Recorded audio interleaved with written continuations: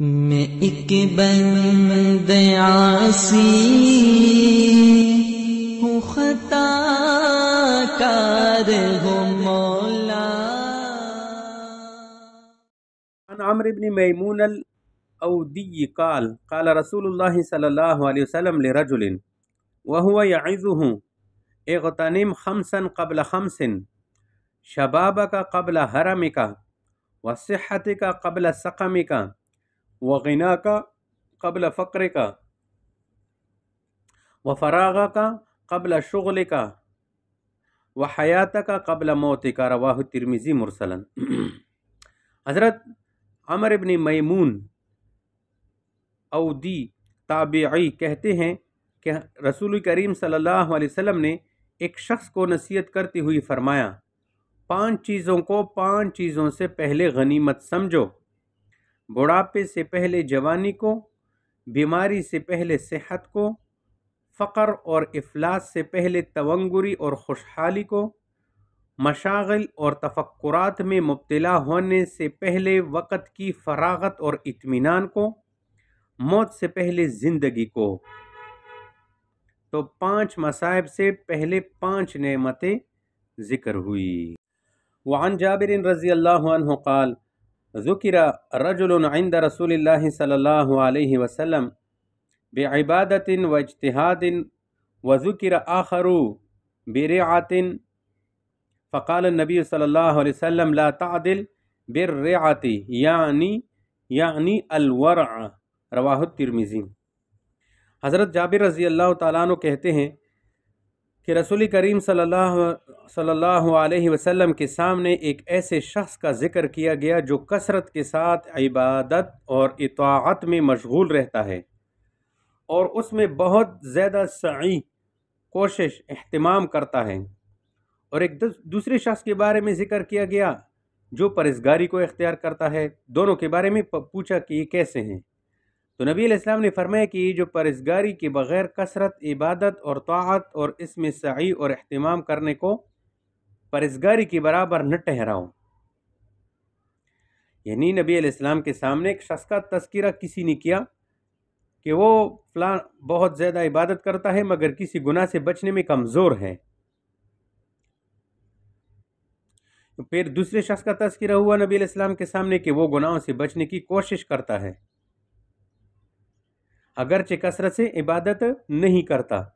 تو نبی علیہ السلام نے جواب میں فرمایا کہ دیکھو، کثرت عبادت کو تقوی اور گناہوں سے بچنے کے برابر نہ ٹھہراؤ۔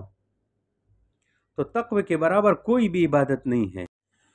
وعنہ قال قال رسول اللہ صلی اللہ علیہ وسلم ان اللہ یقول ابن آدم تفرغ لعبادتی املأ صدرک غنا واسد فقرک وإلا تفعل ملأت یدک شغلا ولم اسد فقرک۔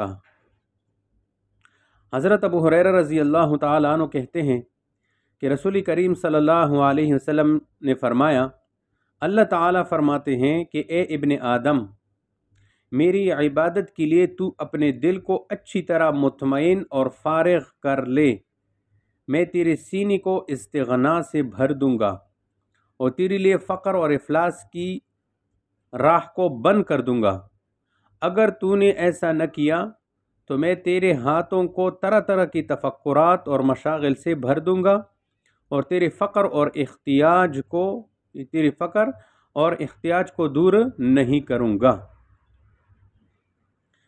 تو حدیث کا مطلب یہ ہے کہ اللہ تعالیٰ انسان کی رہنمائی فرماتا ہے کہ اے انسان، تم میری عبادت اور اطاعت کے لیے فارغ ہو جا، میں تمہاری تمام ضروریات کو پورا کروں گا اور فقر و فاقہ کے راستے بند کر دوں گا اور تمہارے دل کو استغنا سے بھر دوں گا۔ پس تم آخرت کی فکر میں لگ جاؤ، میں تمہاری دنیا کو بنا دوں گا۔ اور وَإِلَّا تَفْعَلْ، اگر تم اس طرح نہیں کرو گے تو میں تیرے ہاتھوں کو مشاغل دنیاویہ اور تفکرات مادیہ اور مشکلات زمانیہ سے بھر دوں گا۔ پھر مارے مارے پھرو گے، در در کے دھکے کھاؤ گے، نہ ہاتھ میں کچھ آئے گا اور نہ دل مستغنی ہوگا۔ تو خلاصہ یہ ہوا کہ کونوا ابناء الآخرہ ولا تکونوا ابناء الدنیا، یعنی آخرت کے بندے بنو، دنیا کے بندے نہ بنو۔ یہ تو عبادت کے لیے فارغ ہونا ہر پریشانی کا حل ہے۔ عن ابی ہریرہ رضی اللہ عنہ قال قال رسول اللہ صلی اللہ علیہ وسلم من یأخذ عنی هؤلاء الکلمات فیعمل بہن او يعلم من يعمل بهن قلت انا یا رسول اللہ فاخذ بیدی فعد خمسا فقال اتق المحارم تكن اعبد الناس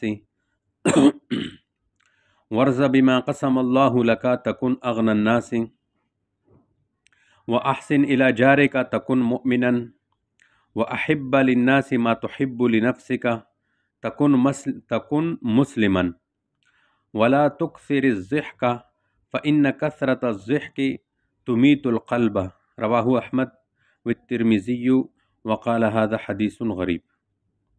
حضرت ابو ہریرہ رضی اللہ تعالیٰ عنہ کہتے ہیں کہ رسول کریم صلی اللہ علیہ وسلم نے فرمایا کہ کون شخص ہے جو مجھ سے 5 باتوں کو سیکھے اور پھر ان پر عمل کرے، یا اس شخص کو سکھائے جو ان پر عمل کرنے والا ہو۔ میں نے عرض کیا یا رسول اللہ وہ شخص میں ہوں۔ حضور صلی اللہ علیہ وسلم یہ سن کر میرا ہاتھ پکڑا اور وہ 5 باتیں گنوائی اور ان کو اس طرح بیان فرمایا۔ نمبر 1 کہ تم ان چیزوں سے بچو جن کو شریعت نے حرام قرار دیا ہے، اگر تم ان سے بچو گے تو تم لوگوں میں سب سے زیادہ عبادت گزار بندہ بنو گے۔ دوسری بات، تم اس چیز پر راضی اور شاکر رہو جس کو اللہ تعالیٰ نے تمہاری قسمت میں لکھ دیا ہے۔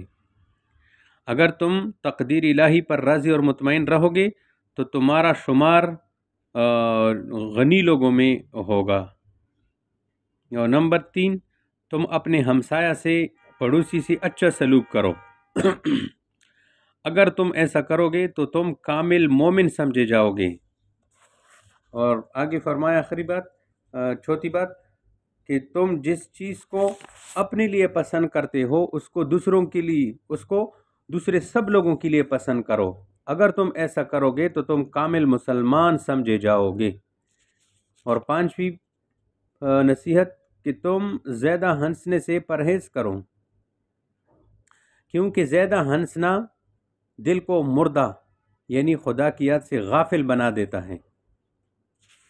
تو اس حدیث میں 5 بہترین باتوں کی نصیحت فرمائی نبی علیہ السلام نے۔ وعن عبداللہ بن مسعود قال قال رسول اللہ صلی اللہ علیہ وسلم ایکم مال وارثہ احب الیہ من مالہ قالوا یا رسول اللہ ما منا احد الا مالہ احب الیہ من مال وارثہ قال فإن مالہ ما قدم ومال وارثہ ما اخر رواہ البخاری۔ حضرت ابن مسعود رضی اللہ تعالیٰ عنہ کہتے ہیں کہ ایک دن رسول کریم صلی اللہ علیہ وسلم نے فرمایا، تم میں وہ کون شخص ہے جو اپنے مال سے زیادہ اپنے وارث کے مال کو پسند کرتا ہو؟ صحابہ نے عرض کیا کہ یا رسول اللہ ہم میں کوئی ایسا شخص نہیں ہے جو اپنے مال سے زیادہ اپنے وارث کا مال پسند کرتا ہو۔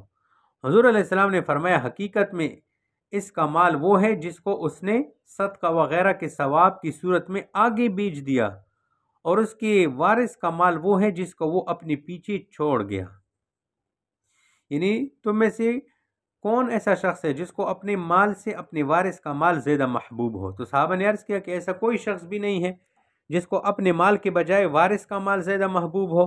نبی علیہ السلام نے فرمایا کہ پھر ذرا سوچ لو کہ جو مال میت سے رہ جاتا ہے وہ اس کے وارثوں کا ہے، اور جو مال اپنی موت سے پہلے اللہ کے راستے میں خرچ کر دیتا ہے وہ در حقیقت اس کا اپنا مال ہے۔ حالانکہ یہ شخص اس مال کو خرچ کرنے کے بجائے پیچھے وارث کے لیے چھوڑ دیتا ہے، تو در حقیقت یہ شخص اپنی مال کی جگہ وارث کے مال کا زیادہ خیال رکھتا ہے، جو سراسر عقل اور مشاہدہ اور تجربہ کے خلاف ہے۔